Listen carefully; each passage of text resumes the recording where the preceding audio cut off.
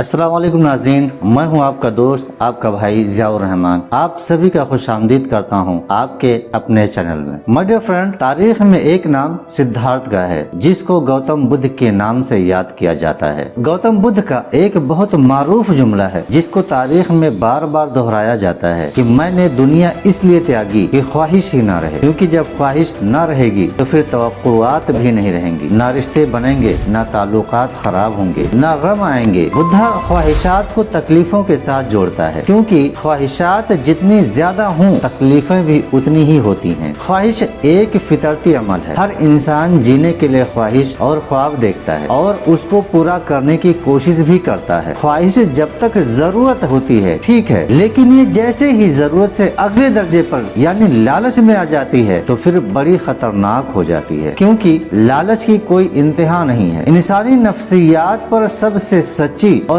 अच्छी बात अगर किसी की हो सकती है तो वो हुजूर अकरम सल्लल्लाहु अलैहि वसल्लम की जात है। और आप सल्लल्लाहु अलैहि वसल्लम लालच के बारे में फरमाते हैं कि लालची शख्स का पेट सिर्फ कब्र की मिट्टी भर सकती है। मतलब दुनिया का माल और जर और हर किस्म की आसाइशें उसके लिए उस भूख को मिटाने के लिए नाकाफी हैं। सवाल यह पैदा होता है कि हम जरूरियात और ख्वाहिशात में फर्क कैसे करें। इसका आसान सा जवाब यह है कि दीन इस्लाम ने मियाना रवि का हुक्म दिया है और मियाना रवि का मयार हर इंसान के लिए मुख्तलिफ है। इसका उसूल सब पर एक जैसा लागू नहीं होता है। आयन मुमकिन है कि कोई 30 लाख की गाड़ी में घूम रहा हो और कोई दूसरा शख्स उसे कहे ये इसराफ है, फजूल खर्च है, लेकिन उसकी जगह पर आकर अगर सोचा जाए तो वह मियाना रवि हो। मियाना रवि का मतलब ये है इंसान अपनी वसीयत और तंगी की इंतहा को देखे और उसके बाद अपने लिए दरमियानी राह का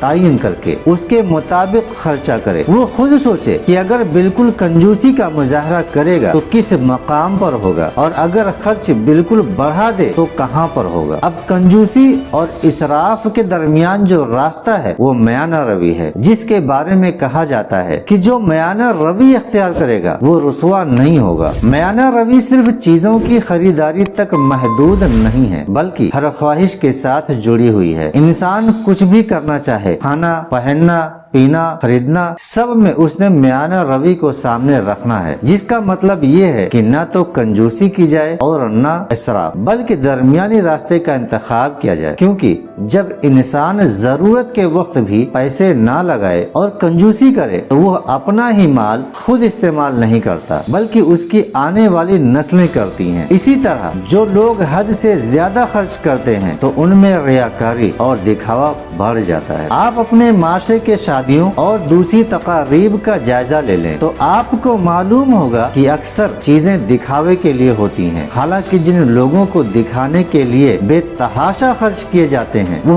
उस इंसान की खुशी पर खुशी नहीं होते, बल्कि उल्टा हसद और रकाबत शुरू कर देते हैं। शरीयत ने हमें पैसे कमाने से मना नहीं किया, बल्कि पैसों की हिरिस और लालच से मना किया है। आपके पास 15 अरब रुपए हैं, 15 लाख रुपए हों या 15,000, बस एक चीज नहीं होनी चाहिए जिसको लालच कहा जाता है। क्योंकि लालच जब भी आती है तो फिर इंसान जुल्म करता है, वो अपनी दौलत को ज़रब देना चाहता है और मुमकिन है कि इसके अंधेपन में वो दूसरे इंसान का गला भी काट दे। शराब के नशे में इंसान अपने भाई का गिरहबान पकड़ लेता है, मगर लालच के नशे में वो उसको कत्ल भी कर सकता है। आप तारीख उठाकर देखें, कितने बादशाह और राजे ऐसे गुजरे हैं जिन्होंने लालच में आकर अपने ही भाई और वालिद को कत्ल कर डाला। लिहाजा इंसान को लालच से हर हाल में बचना चाहिए। अमली जिंदगी में पैसा बहुत अहमियत रखता है। पैसे का बिल्कुल ना होना इंसान को फकीर बना देता है और